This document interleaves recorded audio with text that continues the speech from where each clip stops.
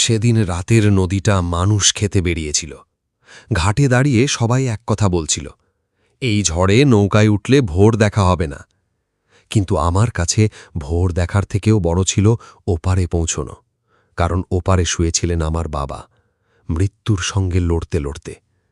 আর এপারে আমার কোলের মেয়ে পাখি জ্বরে পুড়ছিল, কাঁপতে কাঁপতে শুধু বলছিল, মা, আমরা কি আজও একা থাকব? আমি মায়া। এই নদীর পাড়েই আমার জন্ম, এই নদীর পাড়েই আমার ভালোবাসা, এই নদীর পাড়েই আমার সব হারানো। ছোটবেলায় বাবা করিম মাস্টার আমাকে বুকের মধ্যে করে মানুষ করেছেন, কিন্তু আমি যখন গ্রামের গরিব মাঝি রাশেদকে ভালোবেসে ফেললাম, তখন সেই মানুষটাই বলেছিলেন, আজ থেকে তুই আমার মেয়ে না।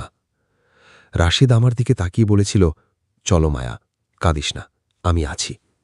আমি তখনও জানতাম না মানুষের পাশে থাকার কথা আর সত্যি পাশে থাকার মধ্যে কত দূরত্ব, আর সেই দূরত্ব মাপতে হয় জীবনের সবচেয়ে ভয়ঙ্কর রাতগুলোতে। ঘাটে সেদিন কেউ নৌকা ছাড়তে রাজি হল না। নদী ফুলে ফেপে উঠেছে, কালো ঢেউ বাঁশের খুঁটি গিলে খাচ্ছে, আকাশে বিদ্যুৎ চমকালেই মনে হচ্ছিল সাদা আগুন নেমে আসছে। আমি পাখিকে বুকে চেপে দাঁড়িয়েছিলাম। তখন কুয়াশা আর বৃষ্টির ফাঁক থেকে একটা কর্কশ গলা উঠল, ওপারে যাবেন? আমি তাকিয়ে দেখলাম একটা ছোট নৌকা, সামনে একটা লণ্ঠন দুলছে, আর মাঝখানে বসে আছে গামছা দিয়ে মাথা মুখ ঢাকা এক মাঝি। আমি বললাম, যেতে হবে, যত টাকা লাগে দেব। লোকটা ধীরে বলল, টাকার জন্যে না, যদি যান শক্ত হয়ে বসবেন, মাঝ নদীতে ভয় পাবেন না। ঘাটের লোকজন চিৎকার করে উঠল, মায়া, যাস না, এই নৌকা আজ ডুববেই। আমি পাখির গরম কপালে হাত রেখে বললাম, ডুবে গেলেও যাব, আজ না গেলে আমি সারা জীবন বাঁচব না। নৌকায় পা রাখতেই বুকের ভেতর কেমন হিম হয়ে গেল। চারদিকে এত অন্ধকার, যেন নদীর ওপরে আকাশ না, একটা বিশাল কবর ঢেকে আছে। নৌকা ছাড়তেই বাতাস ছুরি হয়ে গালে লাগতে লাগল। পাখি আমার আঁচল চেপে ধরে বলল, মা, আমি ভয় পাচ্ছি। আমি তাকে বুকে টেনে নিলাম। আমি আছি মা, কিছু হবে না। মাঝিটা খুব নিচু গলায় বলল, মায়েরা সব সময় এই কথাটাই বলে, কিন্তু সব সময় কি কিছু না হওয়া যায়? আমি চমকে উঠলাম, ও আমার নাম জানে। আমি জিজ্ঞেস করলাম, আপনি আমাকে চেনেন? লোকটা উত্তর দিল না, শুধু বৈঠা টানতে লাগল। নদীর বুকের উপর নৌকাটা কাঁপছিল, এক একটা ঢেউ এসে মনে হচ্ছিল নৌকাকে তুলে নিয়ে আছড়ে ফেলবে। দূরে কোথাও একটা ভাঙা ডিঙি উল্টে ভাসছিল। বিদ্যুৎ চমকাতেই দেখলাম তার সঙ্গে আটকে আছে একটা লাল শাড়ির টুকরো। আমার বুক ধরফর করে উঠল। আমার মায়ের শেষ দেখা শাড়িটাও ছিল লাল। পাখি ফিসফিস করে বলল, মা, দাদুর বাড়ি গেলে দাদু আমাকে আদর করবে? আমি কিছু বলার আগেই গলা আটকে গেল। কত বছর হলো বাবার উঠোনে পা রাখিনি, কত বছর হলো সেই বাড়ির দাওয়ায় বসে ভাত খাইনি। রাশেদকে বিয়ে করার পর বাবা দরজা বন্ধ করে দিয়েছিলেন। মা কেঁদে কেঁদে বলেছিলেন, মায়া, তুই সুখে থাকিস, তবে একদিন তোর বাবা গলবে। আমি ভেবেছিলাম ভালোবাসা মানুষকে নরম করে, পরে বুঝেছি মানুষের অহংকার ভালোবাসার চেয়েও শক্ত হতে পারে। রাশেদের সঙ্গে আমার সংসার বড় ছিল না, ছিল বাঁশের বেড়া, টিনের ছাউনি, ভাঙা খাট আর অনেক হাসি। রাতে নদীর হাওয়া ঢুকত। আমি বলতাম, এই দারিদ্র্যে তুমি কি করে এত নিশ্চিন্ত থাকো? রাশেদ হেসে বলত, কারণ আমার ঘরে তুমি আছো। তারপর পাখি এলো, আমাদের ছোট্ট দুনিয়া আরও ভরে গেল। কিন্তু সুখ খুব বেশি দিন আমাদের জন্য রাখা ছিল না। এক বর্ষার দুপুরে একটা যাত্রীবাহী নৌকা উল্টে গেল। রাশেদ নদীতে ঝাঁপ দিল বাচ্চাদের বাঁচাতে। 5 জনকে তুলে আনল, কিন্তু নিজে আর ফেরল না। লোকজন বলল, রাশেদকে নদী নিয়ে গেছে। সেদিন থেকে আমি শুধু বিধবা না, একা হয়ে গেলাম। বাবার বাড়িতে গেলাম না, বাবাও ডাকেননি। মা লুকিয়ে লুকিয়ে চাল ডাল পাঠাতেন। তারপর 1 বছর আগে তিনিও চলে গেলেন। মরে যাওয়ার আগে শুধু একজন প্রতিবেশীর হাতে খবর পাঠিয়েছিলেন, মায়ার খবর রেখো। আমি ভেবেছিলাম এর চেয়ে বেশি হারানোর আর কিছু নেই। কিন্তু আজ বিকেলে হঠাৎ আমার ছোট চাচি এসে বললেন, মায়া, তোর বাবা শেষ অবস্থায়, বারবার তোর নাম ধরছে, আর তোর 2 ভাই বলছে যে তুই যেন বাড়িতে না যাস। আমি দাঁত চেপে বলেছিলাম, আমি কেন যাব? যে মানুষ আমাকে মেয়ে মানেনি, তার জন্যে আমি কেন যাব? চাচি আমার হাত চেপে ধরে বলেছিলেন, সব কথার হিসাব মৃত্যুশয্যায় মিটে যায় মা, দেরি করিস না। নৌকা দুলতেই আমি আবার বর্তমানের মধ্যে ফিরলাম। এক ঝাপটা বাতাসে লণ্ঠনটা নিভে গেল। অন্ধকারটা যেন হঠাৎ আরও গাঢ় হয়ে গেল। পাখি চিৎকার করে আমার গলায় জড়িয়ে ধরল। মা! আমি কাঁপা গলায় বললাম, লণ্ঠনটা জ্বালান। মাঝিটা বলল, আলো সব সময় পথ দেখায় না, কখনো অন্ধকারও মানুষকে সত্যি দেখায়। আমি এবার রাগে বললাম, আপনি কে? আমার নাম জানেন কিভাবে?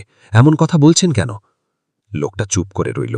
শুধু বৈঠার শব্দ, বৃষ্টির শব্দ আর নদীর গর্জন। হঠাৎ একটা বিশাল ঢেউ এসে নৌকায় আছড়ে পড়ল। আমি আর পাখি একপাশে ছিটকে গেলাম। নৌকা কাঁত হয়ে উঠল। আমি চিৎকার করে উঠলাম, আমার মেয়েকে বাঁচান! সেই মুহূর্তে মাঝিটা এক হাতে বৈঠা আর এক হাতে পাখিকে ধরে টেনে নিল। তার গামছা সরে গেল। বিদ্যুতের ঝলকে আমি মুখটা দেখলাম। একপাশে বড় কাটা দাগ, দাড়িতে ঢেকে যাওয়া চোয়াল, কিন্তু চোখ দুটো আমি চিনতে পারলাম। আমার বুকের ভেতর থেকে শব্দ বেরোল না, শুধু ঠোঁট কাঁপল। রাশেদ? লোকটা ধীরে বলল, শব্দ করো না, আগে ওপারে পৌঁছাই। আমার মাথা ঝিমঝিম করতে লাগল। তুমি বেঁচে আছো? তুমি তুমি তাহলে এতদিন কোথায় ছিলে? কেন ফিরোনি? কেন আমাদের ফেলে গেলে? রাশেদ বৈঠা টানতে টানতে বলল, আমি তোমাদের ফেলিনি মায়া, ফিরেছিলাম, কিন্তু ফিরেই দেখলাম আমি বেঁচে আছি এ খবরটা তোমার কাছে পৌঁছানোর আগেই তোমার দুই ভাই পৌঁছে গেছে। আমি হাঁ করে তাকিয়ে রইলাম। মানে? রাশেদের গলায় কষ্ট জমেছিল। ওরা আমাকে ঘাটেই ধরে, বলে আমি যদি তোর সামনে যাই তাহলে তোকে আর পাখিকে মেরে নদীতে ভাসিয়ে দেবে, বলে তোদের সব অধিকার শেষ। তোর বাবা তখন অসুস্থ। তোর মা কেঁদে কেঁদে আমার পা জড়িয়ে ধরে বলেছিলেন, রাশেদ, কিছুদিন দূরে যা, আমি মায়াকে ফিরিয়ে আনব। আমি কেঁদে উঠলাম, তুমি আমাকে একবারও জানালে না? কিভাবে জানাতাম? আমার শরীর ভাঙা ছিল, মুখ চিনতে পারার মতো ছিল না। নদী থেকে আমাকে অনেক দূরের চড়ে তুলে নিয়ে গিয়েছিল জেলেরা। মাসের পর মাস আমি মৃত্যুর সঙ্গে লড়েছি।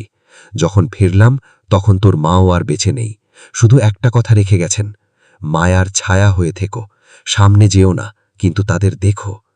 আমার বুক ফেটে যাচ্ছিল। তাহলে এতদিন? রাশেদ মৃদু হাসল।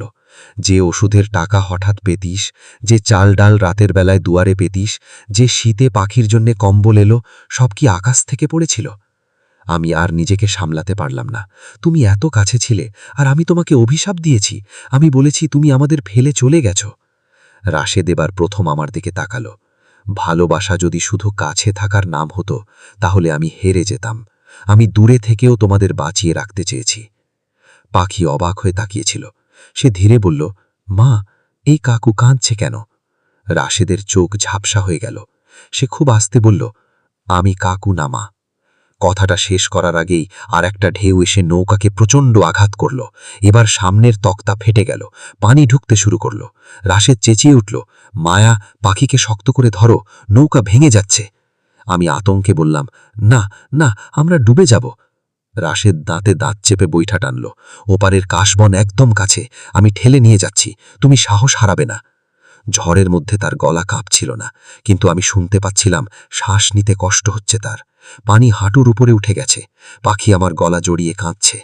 আমি চিৎকার করে বললাম, রাশেদ, তুমি আমাদের সঙ্গে যাবে, এবার আর কোথাও যাবে না, শুনছ? সে অদ্ভুত শান্ত স্বরে বলল, যদি যেতে পারি থাকব, না পারলে পাখিকে বলবে তার বাবা কাপুরুষ ছিল না। চুপ করো, এসব বলবে না। নৌকা হঠাৎ কাশবনের সঙ্গে ধাক্কা খেল। রাশেদ লাফ দিয়ে নেমে ঠেলে নৌকাটাকে কাদার মধ্যে আটকাল। তারপর পাখিকে আমার কোল থেকে নিয়ে বুকের সঙ্গে চেপে শুকনো জমির দিকে ছুঁড়ে মারল, ঠিক যেখানে ঝোঁকের পাশে একটুখানি উঁচু মাটি ছিল। আমি হামাগুড়ি দিয়ে উঠে তাকে ধরলাম, তারপর পেছন তাকিয়ে চিৎকার করে উঠলাম। রাশেদের পায়ে ভাঙা তক্তার ধার ঢুকে গেছে, রক্ত ধুয়ে নিয়ে যাচ্ছে বৃষ্টির পানি।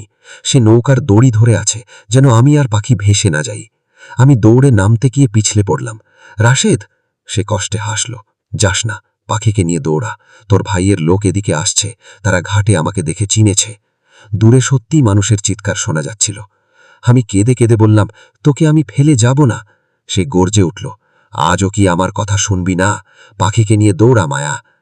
সেই গলাটা আমি চিনি, এত বছর আগের সেই জেদি ভালোবাসা ভরা গলা। আমি পাখিকে কোলে নিয়ে উঠতে উঠতে কাঁদছিলাম। পেছন থেকে শুনলাম সে বলছে, মায়া। আমি ফিরে তাকালাম। তোর বাবা তোর জন্য একটা কাগজ লুকিয়ে রেখেছে, আলমারির নিচের তাকে, ওটা নিয়ে নিস, তোর অধিকার কেউ খেতে পারবে না। আমি চিৎকার করলাম, তুমি আসছো তো? সে আর উত্তর দিল না, শুধু একবার মাথা নাড়ল। তারপর একটা বড় ঢেউ এসে নৌকা, দড়ি আর তাকে একসঙ্গে অন্ধকারের ভিতর টেনে নিল। আমি জানি না কিভাবে দৌড়ে বাবার বাড়ি পৌঁছেছিলাম। দরজা খুলতেই দেখি ভেতরে আলো কম, কাঁদার শব্দ বেশি। বাবা খাটে শুয়ে আছেন, শরীরটা কঙ্কালের মতো হয়ে গেছে। আমাকে দেখেই তার শুকনো ঠোঁট কাঁপল। মায়া, তুই এসেছিস? আমি দাঁত চেপে বললাম, আজ কেন ডাকলেন? যখন আমার দরকার ছিল তখন দরজা বন্ধ করেছিলেন। বাবার চোখ বেয়ে জল গড়ালো। ভুল করেছি মা, বড় ভুল করেছি। তোর মা হারিয়ে বুঝেছি অহংকার দিয়ে ঘর বাঁচে না। আমার দুই ভাই পাশের ঘর থেকে বেরিয়ে এলো, মুখ শক্ত। বড় ভাই বলল, এখন নাটক করতে এসেছিস? বাবা হঠাৎ কাঁচতে কাঁচতে চেঁচিয়ে উঠলেন, চুপ! আজ একটা কথাও বলবি না। তোরাই আমার ঘর ভেঙেছিস, তোরাই রাশেদকে তাড়িয়েছিস, তোরাই মিথ্যে বলেছিস। ঘর নিস্তব্ধ হয়ে গেল। আমি কাপা গলায় বললাম, আপনি সব জানতেন? বাবা চোখ বন্ধ